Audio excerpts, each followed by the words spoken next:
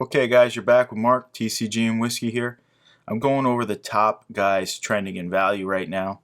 And you can see, if we take this off, let's take off the filter. This is pretty rare that two of the UFC guys are at the top of the charts right here. And it's not another sport. Happens once in a while, not too often. McGregor, maybe when Francis won the title. But we got the baby assassin, Brandon Moreno, silver card. Look at these numbers. He's up 300% in 7 days, and he's up for the month about 200%. That victory really catapulted him into being a star. I mean, Figueiredo is a stud, and he choked him out. Great performance by him. The guy's very humble. The guy's a good champ, and not to mention, I've mentioned it before, he's on the broadcast desk, so a lot more eyes are on him. A lot more people know him, and we'll see how he performs. Now, also in the list is Stylebender. Stylebender's going to probably be on the list for a long time. The guy is a real ninja when he goes in there. I mean, you can't take away any credit. Even if you don't like him, you got to respect this guy. He's awesome. He's a specimen to watch. Don't miss his fights. He's not going to be around forever. And man, he's studly. In middleweight, he looks unbeatable. Marvin Vettori, I thought, had a real good shot. Addison just has such good ground defense. He doesn't get taken down. It's unbelievable how he gets back up. He's special. He's special. So I'm not going to spend too much time on him, but this is just his base card, up 95% in the last 7 days. But now I'm going to move on because Adesanya is actually on the list not too far away. So this is his 2019 Topps Chrome card. Now the reason why this card probably makes the list is they didn't print him in 2018 Topps Chrome. They printed him in the museum collection only. So his true rookie is 2018 Topps Museum Collection. But that card is so hard to get. It's not easy to pull. You know, it's one pack in the museum collection. And they're so expensive. I think they're $700 a pack right now. And his card's $500 plus. We've went over this before. So a lot of people go to the next best thing, which is 2019 Topps Chrome.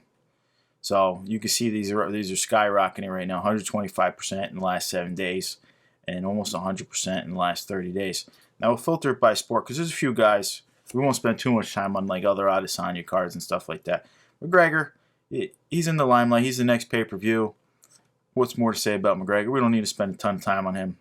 Also, a couple more Adesanyas. We just went over it. The guy's a stud. He's always a buy right now. I don't know if anyone beats him. Now we got a new guy coming up on the list here. Nate Diaz, Prism. Last 7 days, he's up about 15%. And over 30 days leading up to that Leon Edwards fight, he's up about 75%. That's pretty good for a silver card. Now, Nate, a lot of people think he might have been able to finish that fight when in the 5th round there, when he got a good shot on Leon's chin. He really wobbled him, and he was pointing at him saying he got him instead of going for the finish right then. I mean, just fun to watch. He was taking a beating, and he's still in there in the 5th round just doing his thing. And he's already talking about getting back in the ring, and he wants to be on his brother's card. That would be an awesome thing to have both Diaz brothers fight on the same card. Love to see that. That will really pump his stock up. People love the Diaz brothers, me included. I did pick Leon, but it was close. It was a lot closer than I thought with that hit there. But so Nate Diaz is moving up right now. Jon Jones, this is his blue. Jon Jones makes the list all the time too. And he's just considered by many to be the GOAT. He's up about 50% over the last 7 days.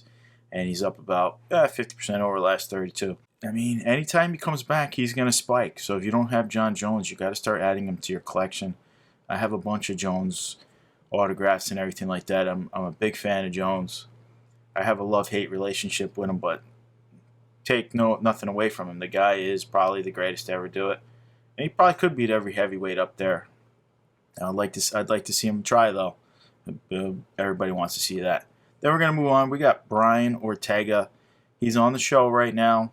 His team is doing good on there. He's lined up to fight in September for the title. We saw him fight the Korean Zombie. Looks 10 times better than he did when he went up against Max. At least his stand-up game, his boxing skills have greatly improved. He looks in great shape. He's in a lot of social media. He's got a new girlfriend there. He's dating the other UFC fighter. I forget her name off the top of my head. So he's all over. His name's in the limelight a lot right now. Ortega is up about 80%, 87% in the last 30 days, and about 36% in the last 7. So keep your eyes. 2018 Topps Chrome, very hard set to get, pretty rare. This card's semi-readily available right now, but this can easily dry up. Someone could go on eBay and scalp all these for like 20 bucks and then just jack the price up. Next we got Kevin Holland. I'm not sure why he's spiking right now, but he's up about 100% over the past week. He's up about 50% over the last 30 days. Big mouth here. Holland is fun to watch. He's had a few bad losses. Guy's just a little bit better wrestling than him. But he claims he's been going out and wrestling with DC. And we all know DC is one of the best wrestlers there is. So I'm sure he's picking his brain, getting a lot better on the ground. I'm really excited. The guy's good. I just don't know if he's at the right weight class. If he should bulk up and stay at middleweight. Or if he should come down to welterweight. Because he only have to cut like 10 pounds. He normally weighs in like 180 pounds. Could be the one thing. He would be a big welterweight. But he's like he's normal to small middleweight.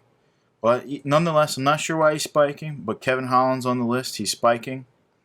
And just a fun fighter. This is his true rookie card here in Prism. First year printed. So get him while you can. Get him while he's cheap. Then we'll just do one more guy here. We'll skip over Chandler right now because he's really down over the last 30 days. So it's just his base card's just averaging out. A couple guys are probably paying $3 versus $6 or something. Nothing crazy there. But then we got Dustin Poirier. Now Poirier obviously is the next pay-per-view event versus Conor. So these guys are going to be all over the TV, all over the news. He's going to be pumping his charity. He's going to be doing social media, going for his hot sauce, all that kind of stuff. And he has a chance to beat Conor again and just be in the limelight and go for the belt. The guys look better and better every time out there. He's up 100% in the last 7 days. He's up around 30% in the last 30 days. And he's been around a long time. I think this guy's like 2011 is his real rookie card and finest. But like I said, a lot of people like to collect Prism exclusive for his rookie. We don't know how they're going to handle that one. So Dustin Poirier spiking. I plan on him spiking for the next month. And if he wins that fight and goes for a title fight, I expect him to spike even more. Poirier's the real deal. He looks good. Louisiana native. He's got a hometown favorite. Let's hear it up for Poirier. That's it. Those are the guys making the moves this week. You can take a look. I mean, there's a few other guys, but we'll touch on next week. I don't expect a ton of movement this week just due to the fact that this fight card's a little bit slower. Ige's a rookie this year, and he's fighting the Korean Zombie, who normally doesn't have a lot of movement. And Olenek for Sergey. Neither of those guys are really going to have a lot of movement. So I expect it to stay a little bit steady this week. I don't see a lot of price spikes going on this week. All right, guys. Thanks for joining me. I'll talk to you guys soon.